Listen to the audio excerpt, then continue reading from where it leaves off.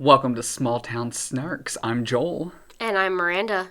Let's get snarky. Think about the sun. Pippin, think about her golden glance. How she lights the world up. Well, now it's your chance with a good year's splendor. And how you to do, Pippin. Think about the sun. I'm pretty sure we just combined like 4 different lines from that song. Yep. And I'm okay with it. I think we should do that show again. I would do that show again. I love that show. That's I was very, fine. very proud of that show. Mm-hmm. Very proud of that show. That was a good one. Yeah. I wasn't tired of it when it ended. Me either. You know, I was just talking to our music director for Rudolph about this because her son saw something wrong. Or, no. Her son saw Rock of Ages. Mm-hmm.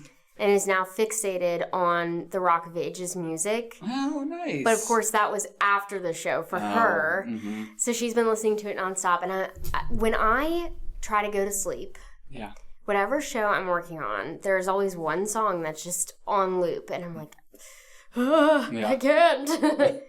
It was falsettos for a while, but now that I'm working on Something Rotten, it's this bottom's gonna be on top. I'm like, what song was it for falsettos?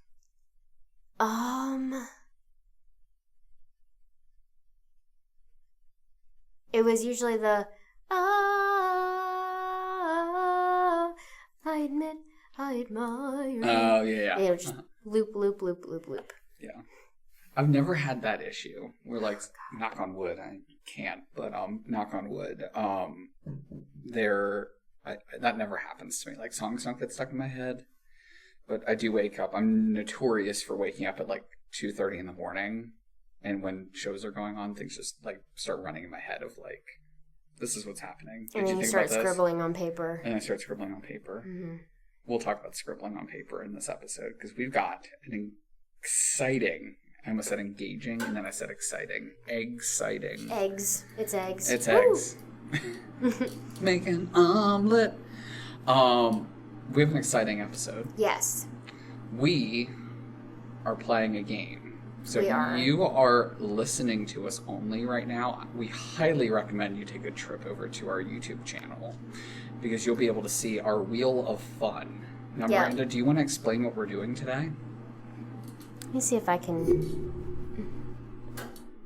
We aren't sponsored. There we go. So, great. Yeah, we got the ads. You can see all my tabs. Yes. Kind of looks like my brain sometimes. Yeah, that's what my brain looks like. Except there's more.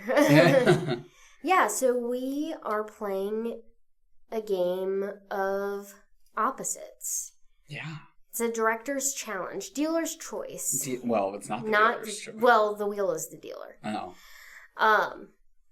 Where we have put together a list of shows with ways that are not traditionally staged. Mm-hmm. And if it lands on that, we have to explain how we would direct it, our initial thoughts. Mm-hmm.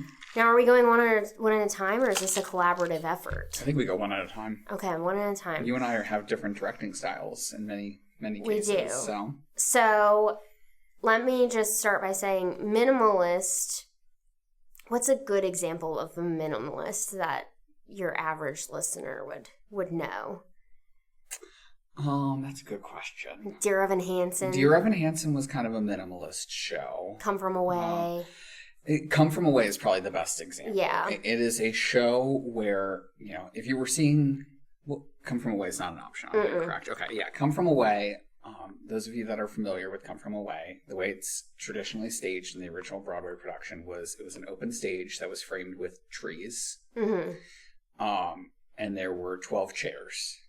And that was essentially it. Yep.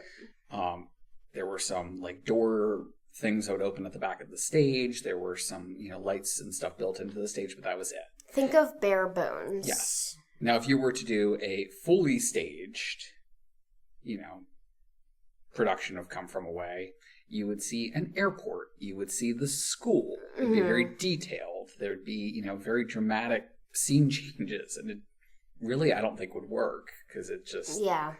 There's so much that happens so quickly in that show. But, I mean, you'd be seeing, all of the different locations of the show in great detail. And, yeah. So, I think that's probably the best example we could give. Yeah. So. And then spectacle, think Phantom of the Opera. Yes. Think Wicked. We have Wicked on here. Think Wicked. Your big flashy costumes, flashy set. Yes. I mean... Spares no expense. No expense. Things coming down from the rafters, just over the top. Yeah. All the bells and whistles. Mm-hmm. All right. I love it. Do you want to go first? I would love to go first. Should I spin for you, or are you going to spin? Why don't I spin? All right. What's it gonna be? All right, listeners. It's spinning. Oh, speaking of Wicked, I have been tasked with... Oh, there's fireworks. Yeah, there's fireworks and applause. Minimalist Wicked. Yeah. Minimalist Wicked. Tell me about your minimalist Wicked. Yeah, so the thing that I really like about the way that Wicked was originally staged is that it's definitely a spectacle, 100%. But the spaces aren't, defined to a point where, there's walls everywhere. And, it's a lot of... It's very cavernous stage with very specific things coming in to delineate space. Yeah. Which I really love. If I were to do, a minimalist Wicked, what would be really cool is, honestly... I'm a really big fan of, found stages. So, found, items in storytelling. And I feel like Wicked would be really good if, I feel like you could get away with a minimalist staging of Wicked that is, these characters are all, people just coming together and they're telling, they're reading the story or they're, reading the book or whatever. And they're taking unique items from around this room to tell the story. I think that could work really well for Wicked. It's very much so a, it almost blurs the line of a fairy tale almost. Yeah. Or Wizard of Oz is kind of the same way, but in the case for Wicked, it's so these characters come and go and their stories are very, intertwined with each other. And I feel like you could do it where it's like I described. There's, things are just around the stage and they're just grabbing the things that they need and going about their story. I also feel like it'd be really cool to have certain characters play. Spoiler alert. If you haven't seen, actually, I won't say anything. I'm going to stop right there. Yeah. Because I know there's probably people listening that haven't seen the Act 2 of Wicked. Yeah. But I would really love to see certain characters play multiple characters or multiple tracks or multiple roles. I think you could cut that cast from 35 people down to 12, and that would be really, really compelling. So yeah, those of you that haven't seen part 2 of Wicked, or, well, obviously nobody's seen part 2 of the Wicked movie, but if you don't know what happens in Act 2 of Wicked, I'm very excited to hear your thoughts. But, I know. Isn't that just crazy? Because we've known the story for so long. Literally it'll be 20 years next year, yeah. Yeah, so, and there are people out there that only know Act 1. Yeah. And they're in for a quite treat. The surprise, yeah. So I don't know. I feel like that would be the most interesting way to do it, and the smallest amount of scene or set design, just be a giant book, as the back wall, and just let the characters just come out of the pages. I like that. Yeah. A giant hat. A giant hat. There was a giant hat originally in Wicked. Oh, really? I didn't know there's that. photos of it. They cut it after 2 years, but they're at the beginning of the show when all the Munchkins are out on stage celebrating the passing of the Wicked Witch of the West after the melting. Uh-huh. There was a giant hat on stage that they all danced around, and then it got sucked into the stage. I'll have to find a picture of it. That's I have pretty a book cool. I have an original souvenir program from the show. It has the giant hat in it. And so it was on Broadway for 2 years like that? Yeah. Oh, and then they cut it after a couple years, yeah. Why'd they cut it? I think it was just too hard to maintain. Because it was like the size of the stage. And it just sat in the middle, and then they had a, to my knowledge, I never saw it, but there was a rope on the inside, so they could pull from the inside with the rope and pull the hat down into the center of the stage, and then it would disappear. So they have to like reset it every show, and like, oh my gosh. Yeah. That sounds difficult. Yes. So, yeah, that's kind of my thought on a minimalist Wicked. Oh, we'll remove it. Drum roll or applause. Applause roll.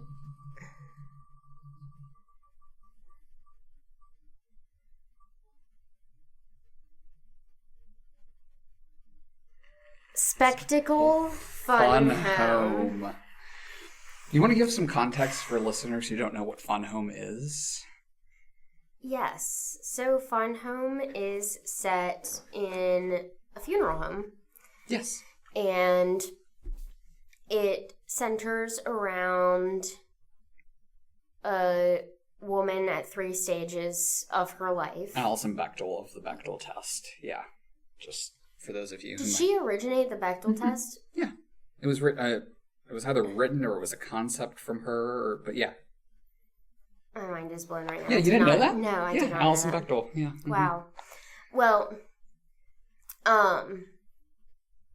sorry, I'm just recovering. I didn't know that. That's a big discovery to make. I know. Well, so because it also makes you rethink the show now. If you're yeah. Mm-hmm.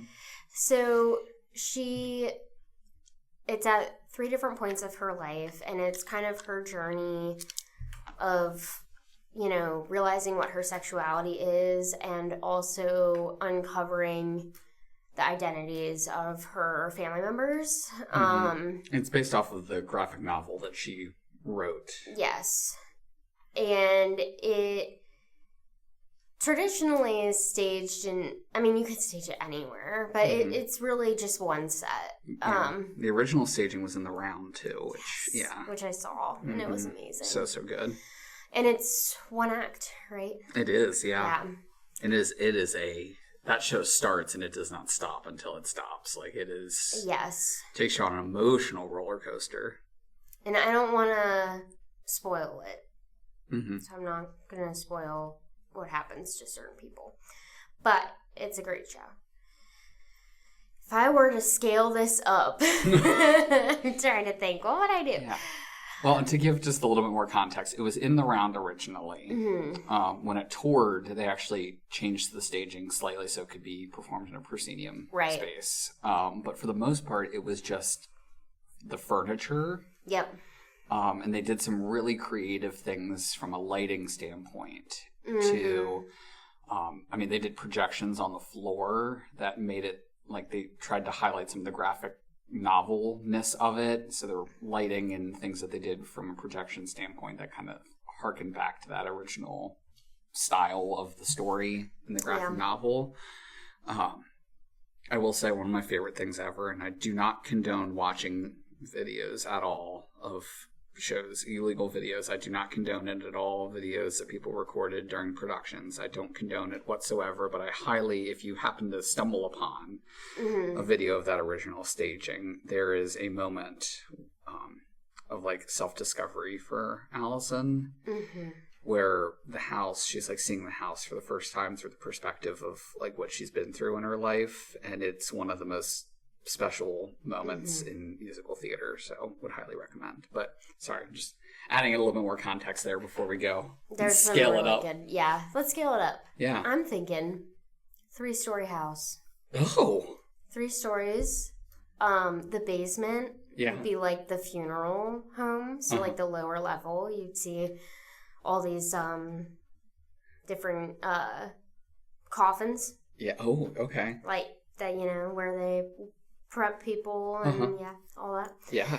the middle level would be like the main living area, and then the upstairs you would have like an attic and like a little bedroom for Allison. Mm-hmm. And there's a scene where they're in a car. Mm-hmm. So that scene, I'm thinking, build a car, right? Yeah. Yeah, just build a full car. So it's like Fun Home meets like the Mary Poppins house / like a Sunset Boulevard mansion kind of thing. Yeah. I love that. So, but here's the kicker. When the car comes out, the house rotates. Oh. So it's the outside of the house, and you project onto it moving scenery while the car is going. Oh, so it looks like they're traveling. There is also a scene, I don't remember how exactly it was originally staged. Is a train involved? Am I making that up? I'm trying to be vague about... No, it's a... I think what you're thinking of, it's a truck. Big truck. Yeah. Okay. My thought for that moment, there's a character that has a big moment near the end. I mean,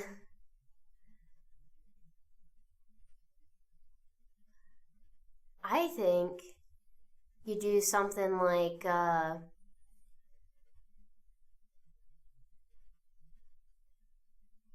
Javert. Oh, okay. Where when Javert's falling, the whole set moves up, so it looks like they're falling. Love that. Do something like that. Sure. Being vague, because I don't want to, you know, spoil any plot points there. But do something like that to really see the demise of certain moments. And I would say the other thing is have all the characters on stage the whole time living through the house. And have people working on bodies in the basement, or have the mom at the piano on the middle floor, have Allison upstairs. There you go. I love that. I have no notes. That's my Fun Home spectacle. I love it. I'd see it. It would be something. Mm-hmm. It would probably sell some tickets. Just a couple. Someone give me the funding.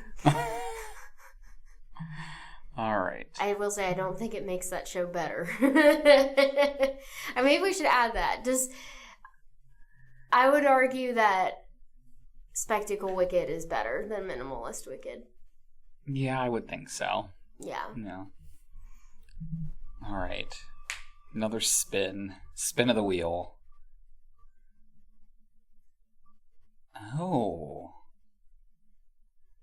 Spectacle Spring Awakening. Spectacle Spring Awakening. I'm seated. Can't wait to hear it. You're ready to see Spectacle Spring Awakening? So again, just to give some context for those of you, if you have not ever seen a production of Spring Awakening, how dare you? That's part one. Part two. Spring Awakening, traditionally, very minimal set. The original production was super minimalist. I mean, just chairs and a raised platform, and that was it. Yep. Just how we love it. Yeah, exactly. Exactly. If you saw our production, it was very, very similar. Except ours had trees. Oh, yeah. Did it ever? Yeah. Personally, I mean, I think the only way you could do Spectacle Spring Awakening and still be true to that, like, rock, like, energy, I almost would love... you can kind of go two ways with it. If you lean really hard into the actual story, I want to see a full classroom. If these kids are out in, like, the garden somewhere, I want, like, vines draping from, you know, I want full tree, like, I want trees the size of the proscenium arch. Like, massive trees. Yeah. You know, I want these, like, expansive spaces. Really, really detailed, very artsy kind of thing. So that's kind of, like, one direction that I would go in. Just, like, imagine, like, really, really giant, like, backdrops, really detailed painted, like, $18.99 backdrops. Okay. Really, really detailed. Okay. Real flowers. Yeah. Oh, flowers. Yeah. Yes. I want real flowers. So there's either that way, but also my creative mind would also be like, you should lean really hard into the rock energy of it and turn it into like a concert, set up like a giant like concert stage, like full band, and like have all of these characters come out and like perform and like sing the songs in like period appropriate costumes with like a full rock band. Like I want like, giant speaker system, like full on like concert. Was it Memphis or there was a show I saw, I thought we saw it together, where the band was actually above the stage? Yeah, there's a couple of them that I mean, that's become more and more common over the years. I think that was the case for Memphis, if I remember correctly. I just know Memphis had that walkway that went across the top of the proscenium, which was really cool because it made the whole venue look like it was underground. Yeah, really cool. But yeah, I feel like if you could like lean really, really hard into the like this is a rock concert kind of energy, that would be really cool. I love that. Yeah. It's such a, I mean, to answer kind of the follow-up question that we've been asking, like, would it enhance the production? I feel like there's opportunities there if you go that second route to like really show those like soft moments with the background of like rock and roll concert kind of energy. I think that would be really compelling because you have that like balance between like this, really intentional and really like emotional moment paired with hundreds of thousands of people in the audience, cheering on this concert or like being witness to what's happening. Kind of a nice statement on society of like everybody's aware of what's going on except for the kids. So yeah. I don't know. Now I want to do Spring Awakening again. I'm not quite ready to touch that one again, but I do love it. Yeah. And, at some point we'll have to talk about what Dakota's original set idea was for that because it was kind of spectacle-esque.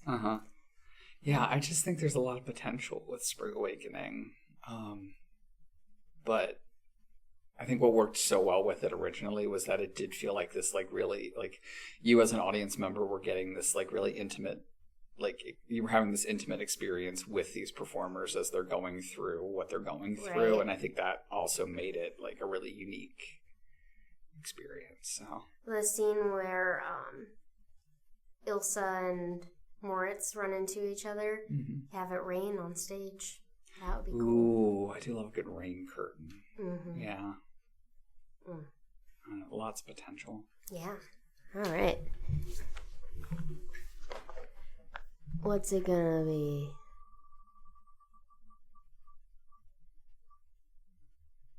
Yes. Minimalist, Legally Blonde. Okay, let me think. The show is set in so many different places. It's crazy.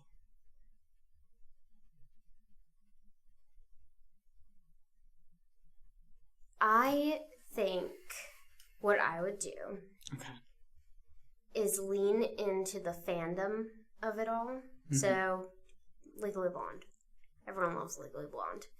So I would get like those light up letters and have a Legally Blonde sign in the back. Okay. That's lit up. Yeah. The whole time. Okay. And then, sorry, listeners, Daryl's making a lot of noise over there. Daryl's performing Stomp in the background. Me. Yeah. Yeah. Yeah, it's weird that we scheduled both Daryl's production of Stomp and our recording today at the same time. It's just so bizarre. And I would have the... so unhinged. Just thinking about, like, people listening who have never seen our shows are like, these people do not know how to direct anything. I promise we put more thought into our directing. I would have the sorority girls come out like the Deal or No Deal girls with little, like, cases, like pink cases. I have no notes. I really just... And then they would open the case, and it would be like, the classroom, and they would say that, and then they would leave. That's so good. And then we would do the scene, but you don't need anything, because they already told you where they are. It's so good. I love that. And they would come out, the salon.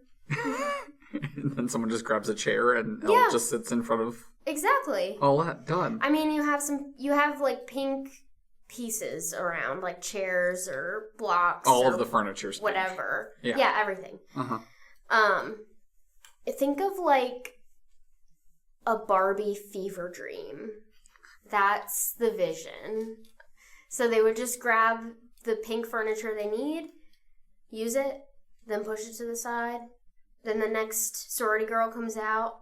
Elle's bedroom, you know? Yep. Grab some pink cubes. Good to go. Done and done. And don't forget, the Legally Blonde light up sign is there. Oh, the of whole course. time. Yeah, of course. Yeah. Would it make the show better? No. Absolutely not. Would it be interesting? Sure. Yeah. I don't think it enhances the production. I would pay to see it. I mean, there would be a decent briefcase budget, I will say. There's a lot of scenes. You need a lot of briefcases, but... I just have nightmares of people misplacing their briefcase, or they open it at the wrong time and it's the wrong scene. It's the wrong scene. Yeah.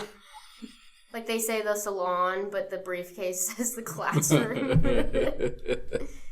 Yeah, we'll probably need to have backups just in case. If I can't find the briefcase that says the classroom, someone put it... Blah, blah, blah. And then everyone has to open up their briefcases at the same time to make sure they have the right one. Yeah. Yep. Yeah. But yeah, that's my minimalist Legally Blonde. I love it. Oh my gosh. Missed opportunity. Yeah. Next time. All right. Couple more.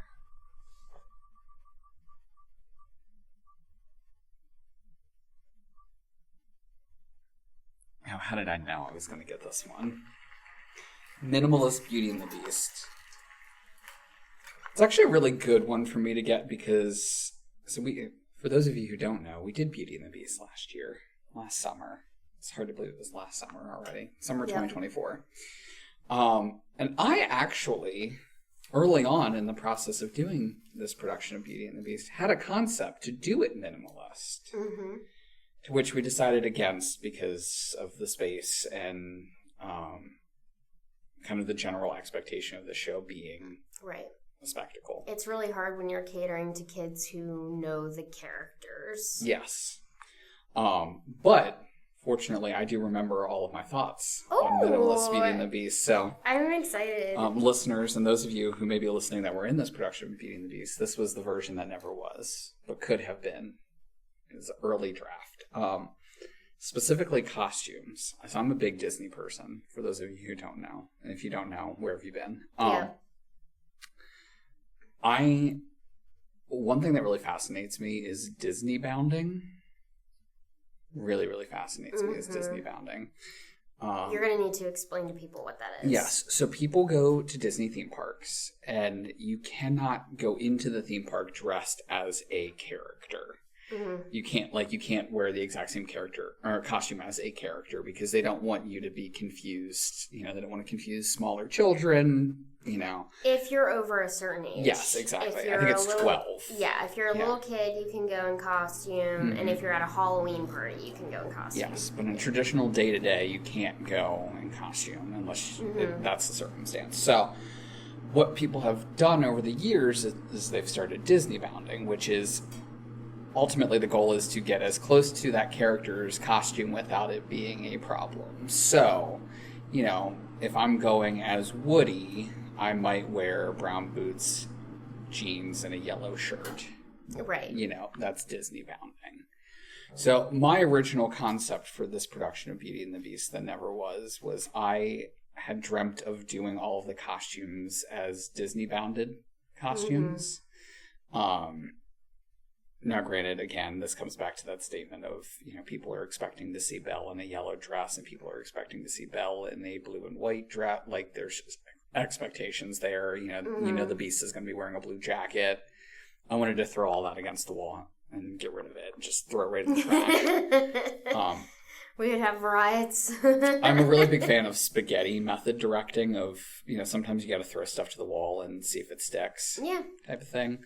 But yeah, so that was step 1 of minimalist Beauty and the Beast. Step 2 was really being intentional about what set pieces we needed. So part of this did kind of make it into the final production. I'm a really big fan of periactoy, which, if those of you who don't know what a periactoy is, it is a 3-walled structure. It makes a triangle at the top and at the bottom, and it's just 3 walls that are all painted in a different way to help delineate space. We're using them in something rotten. I did not know you were using something rotten. I love to hear that. Yeah, we're using periactoy. I swear by periactoy. I cannot spell that word to save my life. I can't either. I try to text people about it, and I'm like, I know it's wrong. I always just, when in doubt, I just spell it like Altoids and call it a day. Periactoids, yeah. That's not the appropriate way to spell it. But I really wanted to make sure that we had enough space on the stage that everyone could do what they needed to do. And periactoy work really well in helping delineate space. And they also take up less space backstage because you essentially get 3 sets out of each piece. So in minimalist Beauty and the Beast, it was, in my mindset, Disney bounded and like nothing on stage except for, these periactoy. Now, to go even more minimalist and to go crazy, Disney bound, and the only set piece on stage is just a giant rose. Wow. A giant rose. When the petals fall, rather than having petals fall off the rose, can you just have people dressed in red walk across the stage? I love it. Yeah, nothing wrong with that. Except actually when the petals fall, that's going to delineate space. On the inside of each petal is going to say, Gaston's Tavern.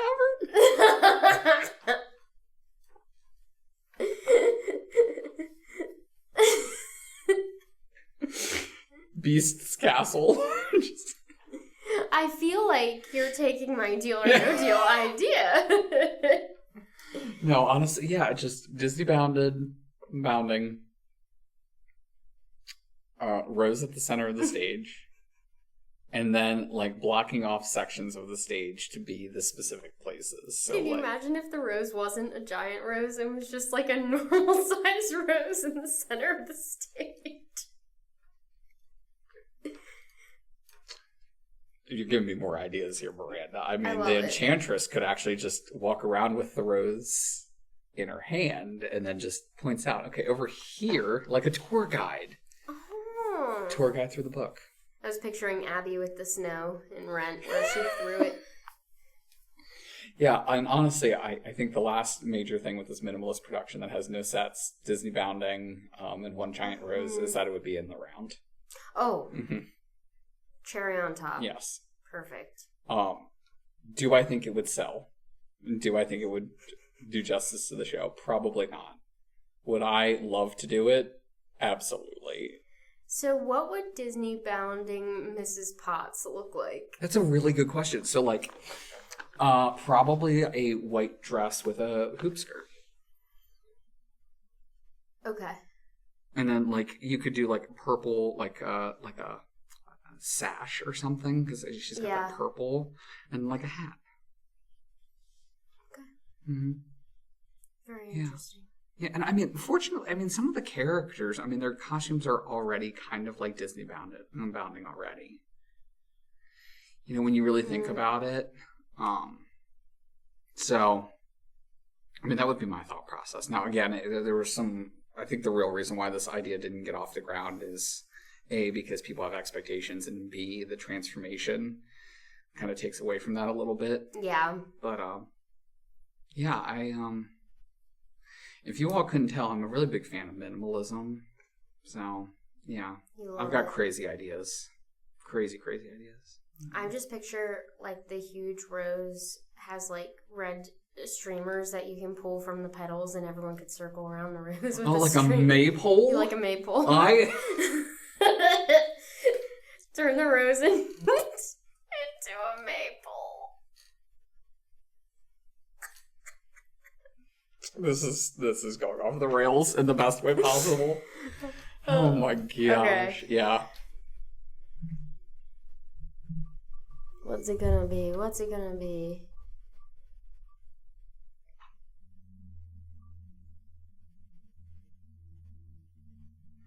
Spectacle, bright star. Train. Big train. Massive train. It's my turn. I knew where you were going. Yeah. Mm-hmm. I mean, you need to have the train.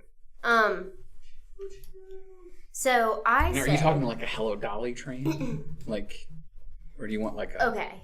Sorry, I keep stealing your thunder. I have a lot of feelings about this show. Turntable. Okay. But the whole stage turns. Except, like, the proscenium. Almost the whole stage turns. Okay. Big turntable. Big turntable. Okay. One side of the turntable is present day. The other side of the turntable is the past. Oh. Because we're set in two different time periods, okay? When the train comes out, the stage extends forward like King Kong. It, like, there's this platform that... Stop it. There's this platform that comes out of the stage. Yeah. And it reveals, oh, train tracks. What's going on? Mm-hmm. The train comes out, stops in the middle, does its little thing. Yep.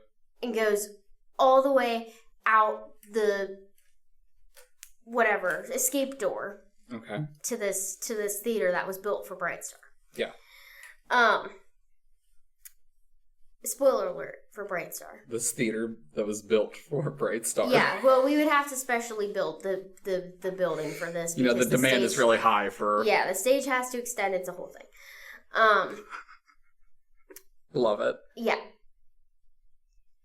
When the baby is yeeted from the train. Yeah. Spoiler. Yeah. We're going to... I mean, we kind of have tried to do this. It's yeeted in a briefcase, okay? Mm-hmm. It's thrown. It's on a wire, an invisible wire. Mm-hmm. And the briefcase hovers over the stage. And then it's going to go like Mary Poppins style, okay? It's going to go through the whole audience. This briefcase is going to fly over the entire house. Sure. And then you're going to hear a thud. The briefcase isn't actually going to fall. It's going to, obviously, a technician is going to grab it. It's going to be a whole thing. Okay. When we go back in time into the swamp. Mm-hmm. You mean forward in time? Well, when the baby... Oh, God. Yeah. Back in time. Yeah. I don't want to spoil too much. It's gonna all of a sudden like change to Hamilton style, and everyone's gonna start slowly moving everything. Like we're rewinding. Rewind, wind. Yeah. And then we're gonna... I mean, like, why not have, like, some water on stage, right? Sure. So the turntable is going to open up. And there's going to be water in there, like a swamp. Okay. I have nothing else. I love it. Yeah. It's one of my favorite musicals, so it's, no notes. I feel like we started this conversation the level of reasonable, and it's... Yeah. I've gone completely off the rails. I will just say, because again, this is another one of those more obscure musicals.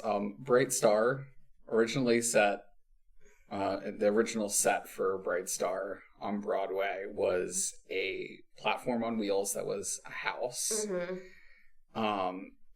And a really, everything was like wood paneled on the stage. And mm-hmm. then up above, at the top of the proscenium, there was a train track, like a miniature train set that ran across the top of the proscenium that, like, halfway through the show, actually, I believe it was actually at the top of Act 2, like a toy train went across the top of the proscenium, which was really cool.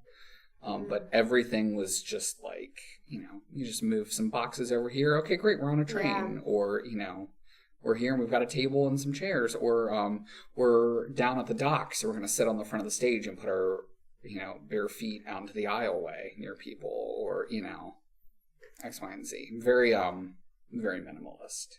I want to expand on my one idea. The train, the mm-hmm. full train.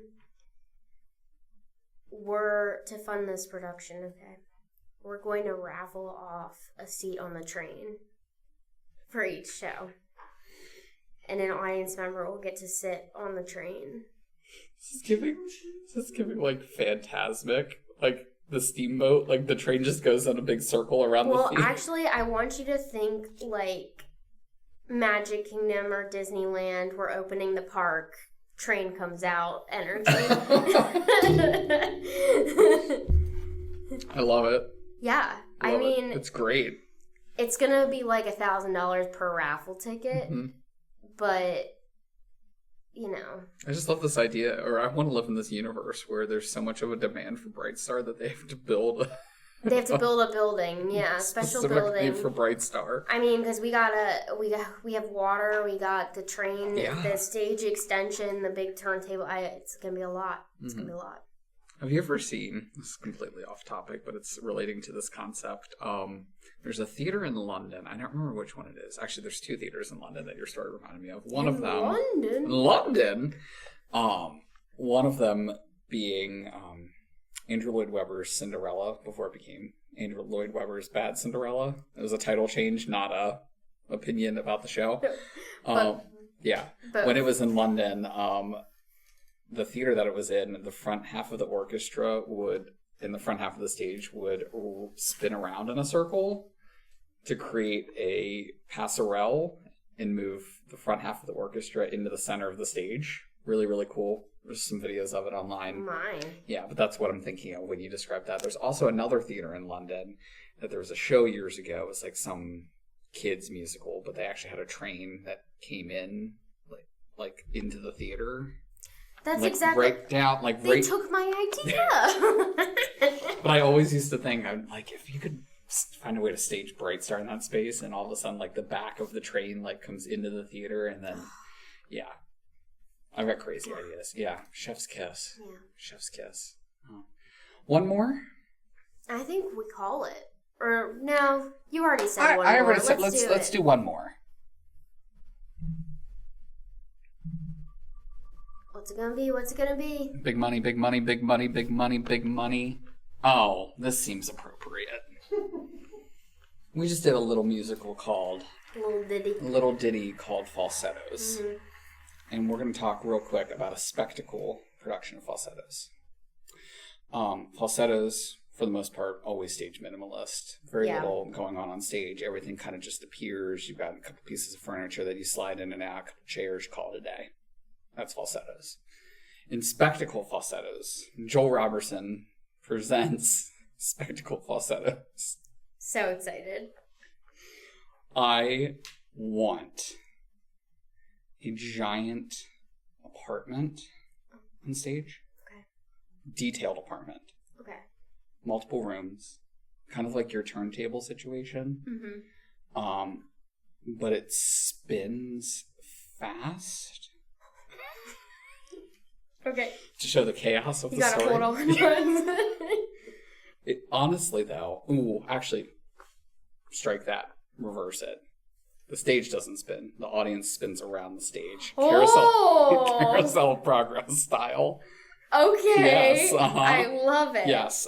So, like, you're sitting there, and you're in the first scene, and it's happening in front of you. And then you move into, Mendel's office, so then you spin around, and you see Mendel's office. And then you go back to the house, so then you have to spin the other way. It's a very, it's going to be nauseating, because scenes happen so quickly in that show. I know, sometimes there's multiple going on at once, so, how, is it going to be like, some of the audience gets to see the ones that, like, you have to go to the show, like, 3 different times to see the full scene? It's like, Sleep No More, or, like, the new Phantom, like, immersive Phantom, where you have to, like, you got to go multiple times so you can see everything, because if you're not standing in the right spot, you don't get everything. Yeah. So, like, you just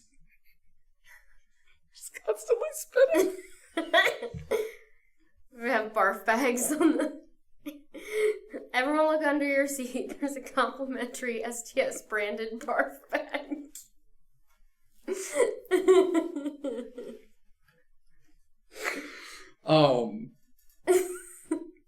And then, I'm going to take an idea from a joke that we kept making during our production of Falsettos. So, Act 2. Top of Act 2, you're still on this theme park ride. And then you get to the baseball game. The ride stops and you leave.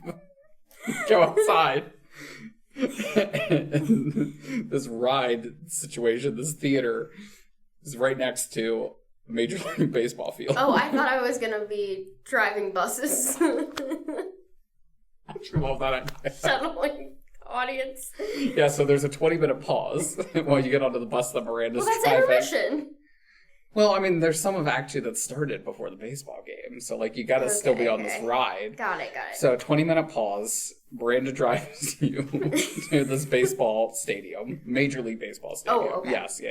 Mm-hmm. Everyone files in. They watch baseball game. Baseball game ends. You get back on the bus. Miranda drives you back. Miranda drives you back to the theater, and you go back in, and then you keep riding. It's a mess. It's a nightmare. The last 20 minutes, though, it's just the hospital scene, so you don't actually go anywhere. You just sit stationary. And it's actually really touching. Life slows down when things get really dramatic. Oh, that's beautiful. That is beautiful. And then we're all going to take a trip to the cemetery. End of the show. Everyone gets back on the buses. Plural buses that Miranda's driving. Yeah, no other drivers. I'm going to drive people, drop them off, come back, grab the next set of people. But you're also, here's the thing. As you're driving the bus, you're actually in character as Caroline. Just talking about my boss. And all the people wanting You're just talking to the people on the bus, and you're like, now that I got my promotion, can I please stop sleeping with my boss?